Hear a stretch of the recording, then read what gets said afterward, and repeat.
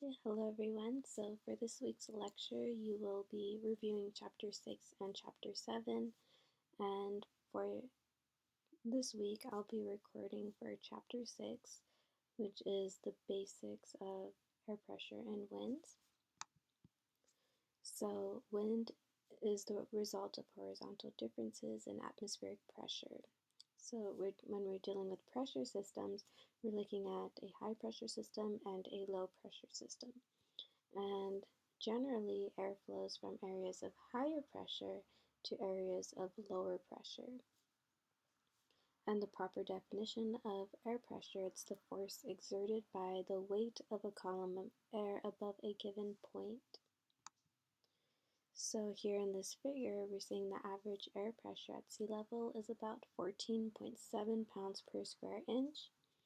And here at the surface, we have more gas molecules compared to higher in altitude. So there are fewer gas molecules as we go higher up in the atmosphere. And these gas molecules, they are in continuous motion and they collide with each other and surfaces that they get in contact with.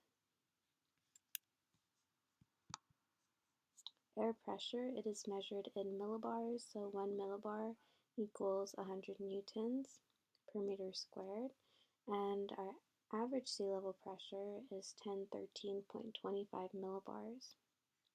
And the proper definition for millibar, this is the standard unit of pressure measurement. And meteorologists, they measure pressure by using the mercury barometer. So this is the standard pressure measuring instrument. And we'll see in the next diagram that air pressure pushes on a pool of mercury, which forces the mercury up a tube. So here we could see the mercury barometer and the mercury in the column. And here the pressure, it's at 29.92 inches of mercury. And here we're seeing a comparison between inches of mercury and millibars. And again, 1013.25 millibars is the average sea level pressure, which is equivalent to 29.92 inches of mercury. And if we could see here, when the pressure decreases or the pressure gets lower, we tend to see huge storms associated with lower pressure systems. For example, between the 910-900 millibar, Hurricane Katrina was at 902 millibars. And then the lowest pressure recorded in a tornado was in Manchester in 2003, it says. And then with higher pressures, we tend to see beautiful clear sky weather, and the highest recorded sea level pressure was 1084 millibars in Siberia in 1968. So this is a great scale showing us the storms that have impacted countries throughout the years. And to make weather forecasts, the National Weather Service produces weather maps and charts that provide symbolic representations of atmospheric pressure at specific points in time. So meteorologists use isobar maps, and an isobar map, it's a line drawn on a map connecting points of equal barometric pressure, usually corrected to sea level. And we are familiar with isoline maps. In our previous lecture, we looked at isotherm maps, which that type of map was connecting points of equal temperature. So here is an example of an isobar map, and I'm going to draw here so we can see what we're looking at.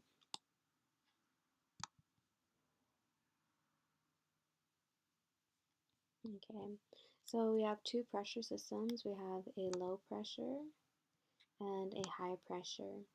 So it's good to look at the rotation of wind movements in the northern hemisphere. So here with our high pressure system, we could see the wind is moving in a clockwise direction.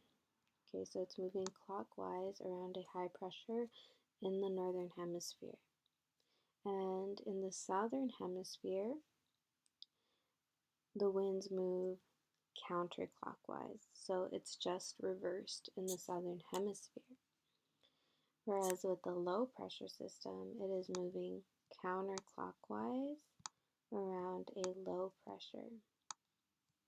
Okay, so like we saw earlier in lecture, high wind flows from high pressure to low pressure. So we have that wind flowing from the high into the low pressure. And also let's look at the millibars associated with these pressure systems. So we could see with around that high pressure, 10-20 millibars. And then with this low pressure, it's less than 1,000 millibars. So again, high pressure systems, another term for high pressure, it is anticyclone. And anticyclones is an area of high atmospheric pressure, and it's characterized by diverging and rotating winds and subsiding air aloft, meaning that air is sinking with the high pressure system. Okay, so sinking air, and then it's diverging clockwise, as we saw with the previous. So it's sinking air diverging clockwise into the low pressure system. Okay, and because we have sinking air, this is associated with fair weather systems, meaning we have clear skies, sunny skies, and this is what we're used to, these types of characteristics for our climate here in California, Southern California. So again, like I just mentioned, northern hemisphere surface winds blow in a clockwise and outward spiral. Whereas with our low pressure system, these are also another term for low pressure systems, it is cyclone. And this is an area of low atmospheric pressure characterized by rotating and converging winds and descending air. So again, around our low, we have rising air, and it is converging counterclockwise into the low. So this is converging into that low and then rising up. And this is associated with stormy weather systems. And last week we were looking at how clouds form. Again, we need that air to rise and to cool to its dew point temperature to achieve saturation. So this is the process of condensation for cloud formation. And northern hemisphere, these surface winds blow in a counterclockwise and inward spiral. So here we see that diagram, high pressure, sinking air, rotating clockwise, diverging into the low. So wind always blows from high to low. And then at the low pressure, it is converging into the low, and then we have rising air. And definitely feel free to use these, click on these YouTube links to help you study. There are 4 primary factors that contribute to changes in air pressure, which are altitude, temperature, humidity, and movement of a mass of air from one location to another. So as we know, pressure changes with altitude. Here we have the height, and again, the definition for altitude, this is the height of a point in relation to the sea level or ground level. And then we have our pressure in millibars. So higher pressure at the surface, which is our average sea level pressure, 1013.25 millibars. And then as we go higher up in our atmosphere, it decreases to 100 millibars. So air pressure decreases, we see that drop from 10, 13 millibars to 100 millibars with altitude. And then we could say it the other way around, air pressure increases with depth. The term for hydrostatic balance, the definition for that, this is the balance between the upward push of air towards space and the downward force of gravity. So basically, hydrostatic balance is when the pressure gradient force is exactly balanced by gravity. And pressure changes with temperature. So temperature influences air pressure. So these two bullet points refer to the first diagram. So diagram A, we're looking at this diagram here, diagram A. So here we're seeing two different air columns with different temperatures. So here we have the warm, less dense air column. And we could see higher up in the atmosphere, it is a high pressure. Compared to the cold, dense air column, higher up in the atmosphere, at a higher altitude, there is a low pressure. So as we know, air always flows from high to low, so we have that circulation here with that wind in the upper atmosphere moving from high to low. And the reason for that is because with our warm, less dense air column, we have air rising with warm air. So as that air is rising, there are more gas molecules higher in altitude, as we see here, compared to the cold, dense air column with few gas molecules, because with the cold, dense air column, air is sinking. And then we could see as the air is sinking, we have a high pressure at the surface flowing into the low pressure. So as the air is rising, there is room for this wind to move into that low, and then we have a completed circulation here from high to low pressure. And pressure changes with moisture content, so the amount of water vapor contained in a volume of air influences its density. Water vapor reduces the density of air because water molecules have a lower molar mass than the average molar mass of dry air, meaning that water molecules weigh less. So when water vapor is added to the air, it displaces heavier nitrogen and oxygen molecules, resulting in a lighter overall mixture. So cold dry air has higher pressure, and warm dry air has higher pressure than equally warm moist air. So just know that humid air is lighter, less dense than dry air due to the molecular weight of water molecules. Wind is influenced by three forces: the pressure gradient force, the Coriolis force, and friction. And pressure gradient force, in simple terms, this is when wind moves from high pressure to low pressure.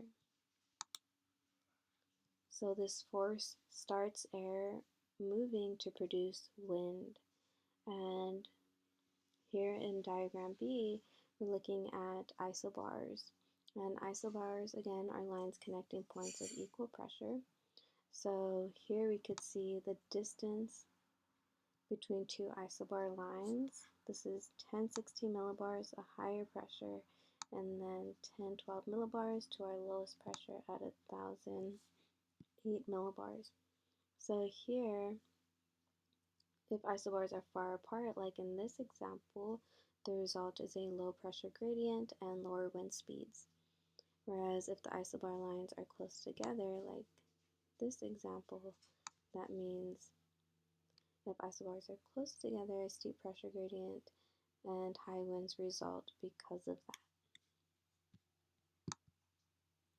And here we could see the spacing of the isobar lines. The isobar lines are closer together here, which represents stronger winds compared to here, which represents weak winds. And again, the pressure gradient force, where wind is moving from high to low pressure. And we could also see that here with concentric circles around that high pressure. So we have stronger winds on this side because of the spacing of the isobar lines being closer together than this side with weaker winds.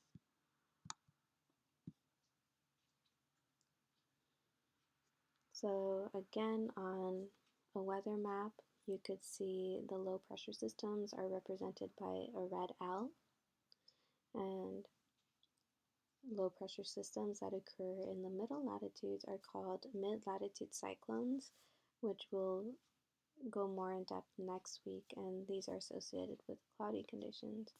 And high pressure systems, they have a blue H on the map. So again, here is another example of an isobar map, but this map is different because it's showing us wind speed symbols and the miles per hour. So where do we see the strongest wind speeds? Well, if we find wind speeds with flags, this is showing us the fastest, strongest wind speeds at 119 miles per hour to 123 miles per hour. And the pressure systems with flags around it is associated with that low pressure system. So we could see here that in this portion of the United States, they're experiencing strong winds, cloudy, stormy weather, compared to here, where they have clear skies with that high pressure system and weak winds. Here we could see the line, two lines.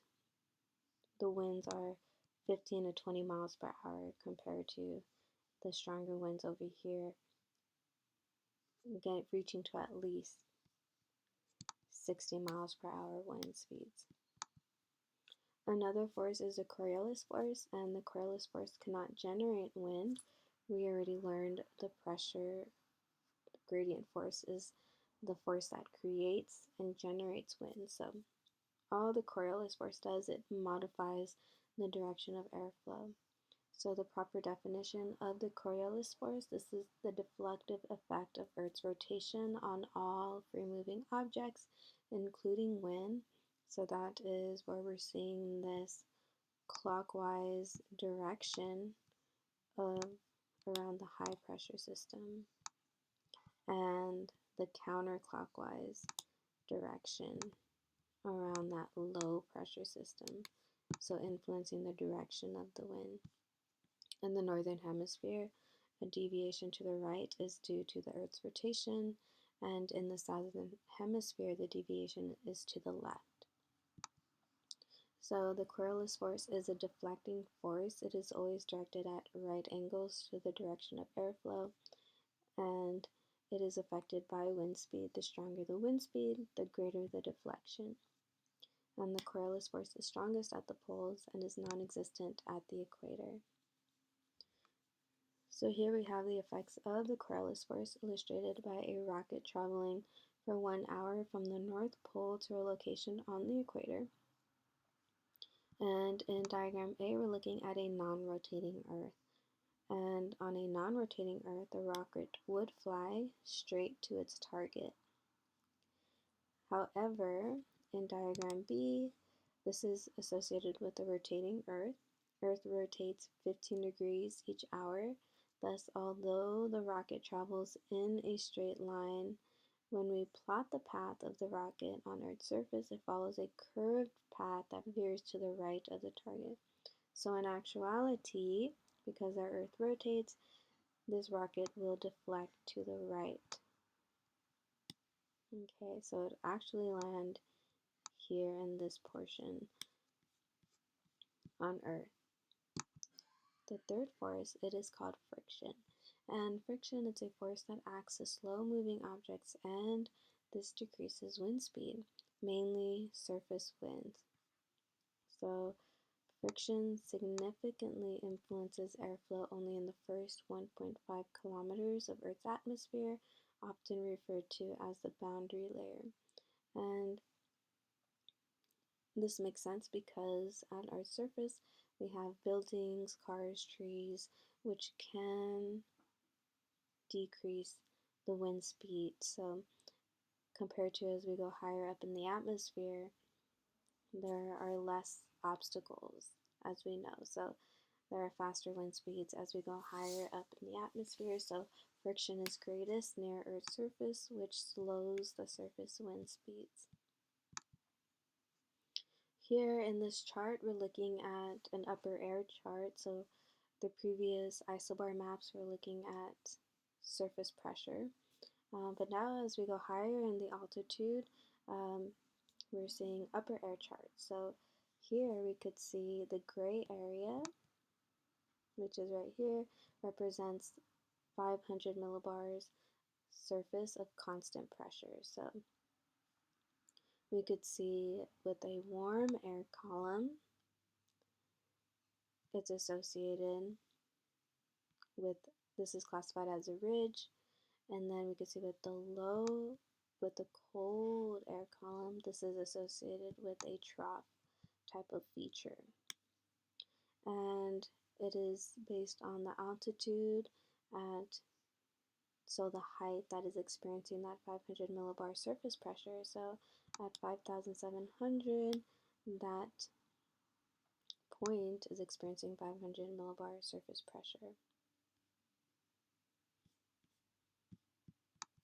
So here's another diagram. So again, warm air aloft, we have high pressure. Cold air aloft, we have a low pressure. So ridges are associated with a warm air column, and a trough is associated with a cold air column. So since we're dealing with upper level winds, this is known as a geostrophic wind. So the proper definition is a wind usually above a height of 600 meters that blows parallel to the isobars, and this is a portrayal of idealized winds above the Earth's friction layer. So we're looking at upper level winds, not surface winds. And geostrophic flow occurs when the pressure gradient force and the Coriolis force are balanced. So this causes the wind to flow parallel to the isobars, and they tend to flow in relatively straight paths.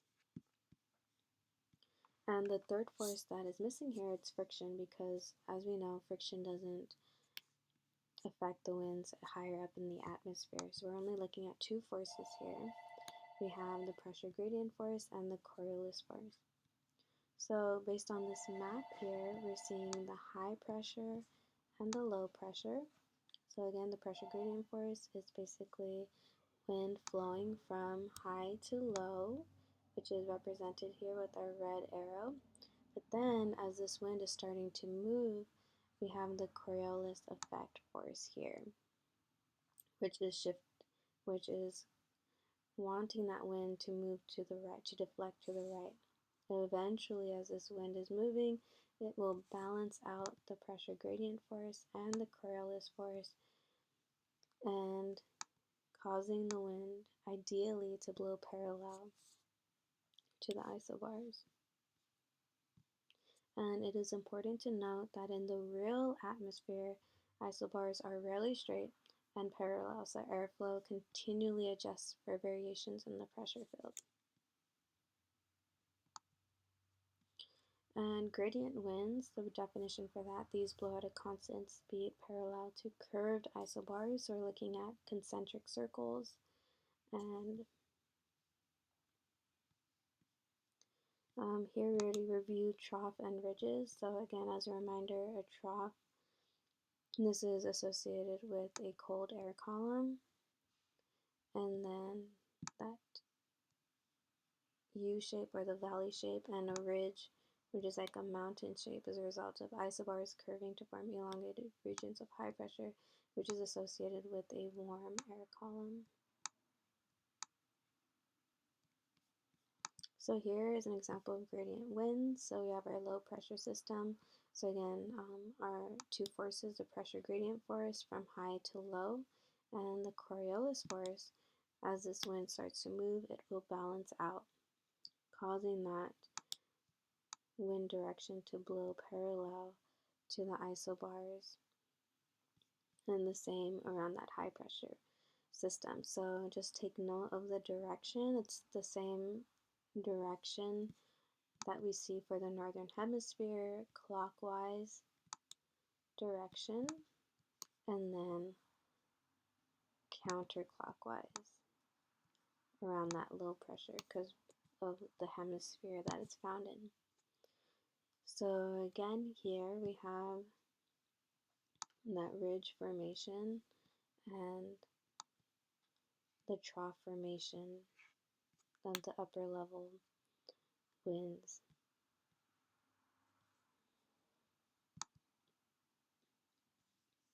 And surface winds, they blow slower than upper level winds due to friction. So now we're combining all three forces that we just looked at for the surface winds. Friction reduces wind speed, which reduces the Coriolis force, so it can no longer balance the pressure gradient force. And wind blows across isobars towards lower pressure. So again, we have for diagram A, upper level winds, the wind is blowing parallel to the isobars, but in diagram B, we're looking at surface winds, adding that third force here, the friction, slowing the wind speed down. So we see the wind blowing across the isobars. Instead of being parallel like diagram A, it is blowing across the isobars towards the low pressure. Here's another example showing us the difference between upper level winds at an altitude of 3,000 meters and blowing parallel to the isobars. And then at the surface, we can see the three forces here, and then they're crossing the isobars, converging into the low counterclockwise and diverging out of the high in the northern hemisphere. So to keep the high pressure surface system and the low pressure surface system, you need to have convergence aloft over the high pressure and divergence aloft above the low pressure. So strong winds flow aloft over the United States from west to east, so the arrow showing us the direction from west to east. As they move downward, but still aloft, they become weak winds, then they flow higher and become stronger winds. So as this wind is traveling,